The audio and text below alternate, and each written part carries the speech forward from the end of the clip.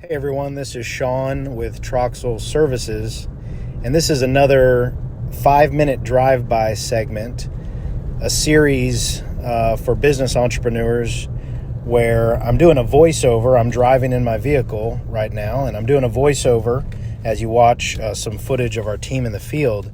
And today's topic is when you're starting a business, start in financial strength, not in financial weakness or desperation. Now, let me clarify. Side hustles are fine. You can start those in financial weakness and financial strength. And what I mean by financial strength versus weakness is, ideally, if you're going to start a business, that if you've listened to the previous series sessions, then you would know that I'm mainly talking to those entrepreneurs that want to grow to 5, 10, 15, 20 employees, maybe even a lot more than that long term.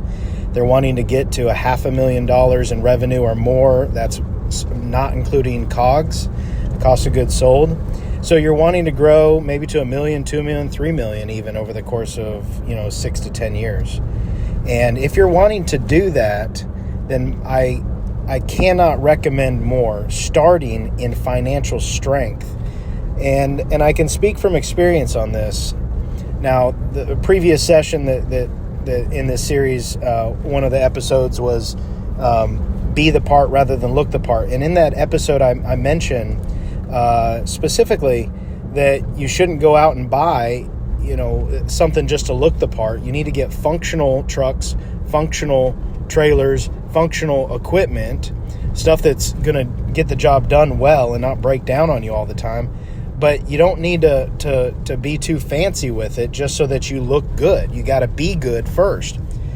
Well, on the other side of that is you kind of need a decent amount of money if you want to scale up to $500,000 in revenue a year or $1 million or more.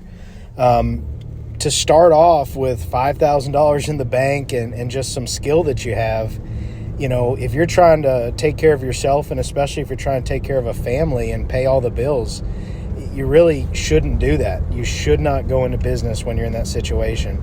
And I know this is going to turn a lot of people off, but I really just want to be 100% honest here.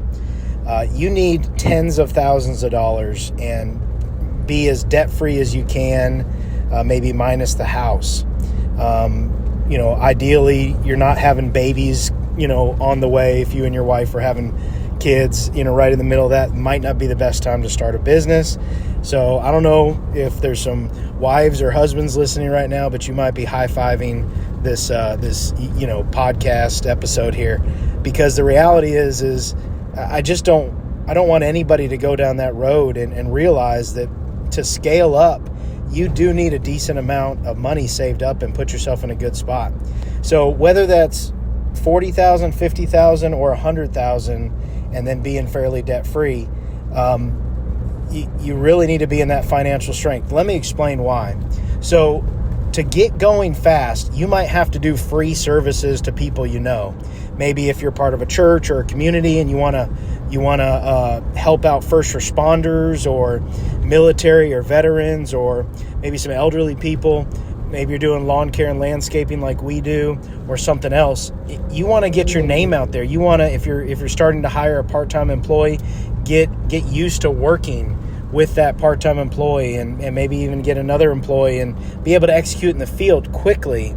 And one way to do that is you're going to have to do some services as a blessing to somebody, as a free service. And it's a great way to start. So, you might end up having to get $20,000, $30,000 or more dollars worth of equipment. And then you got to turn around and do like 40 jobs for free. And I just cannot recommend that more. That's what we did initially. And it gave us the opportunity to serve, because that is part of our company motto and company DNA, is there is purpose in serving, not just making money. But then also, you're refining your processes. You're figuring out what equipment works. You're figuring out which employees can handle stuff and which can't.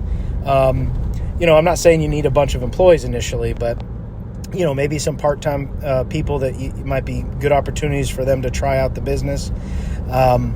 So in light of that, you're going to want financial strength. It's going to be so frustrating if you're banking on having to be profitable the moment you start doing work. You're going to have to figure out your pricing.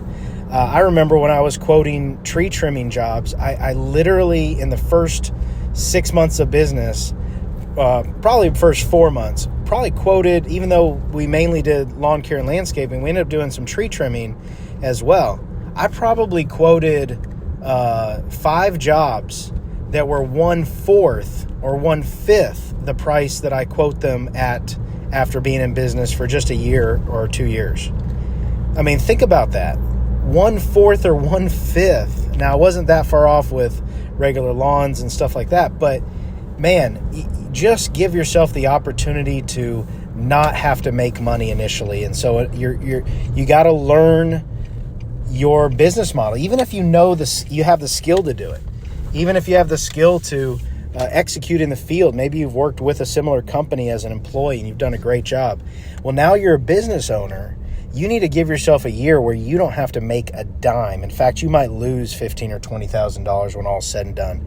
I know that sounds crazy, but if you're truly trying to get to a point where maybe you can take home over $100,000 a year in the next couple of years, and then obviously scale from there. You want to have profit where it could be $250,000 one day, or $300,000 or $400,000 one day. If you're going towards that, obviously that's not going to happen in the first couple of years, no matter what. But if you're going towards that, you got to be prepared to lose money year 1, maybe break even year 2, make a very modest income year 3, and then year 4, you'll probably see all the return on investment for your hard work and your patience. But again, I just want to be clear, starting off going into a financial strength will allow you to get more business, so you can end up more equipment. And this is the beauty of the drive-by. I'm trying to focus on driving at the same time I'm talking, by the way. But it's a 5-minute drive-by, a little more this time. But all that to say, when you start off in financial strength, you can buy more functional equipment, not fancy equipment, but functional equipment. So you're able to do more jobs. And along those same lines, you can have functional equipment, and then you can start to actually do work in the field where it doesn't have to be super profitable while you refine your services and what equipment you use and how you use it. So go into business with financial strength, not in financial weakness or any type of desperation, if you're wanting to scale the business up. Again, if you're doing a side hustle, that's awesome. If you want to do that and you want to make some extra income and you don't need to spend a bunch of money to do a side hustle, or you're just going to be a solo operator, that makes sense. But if you're trying to grow the business, just wait. Stay at your current job, get out of debt, stay at your current job, get out of debt. Let me say that again, and then save up some money so you can go into it with strength.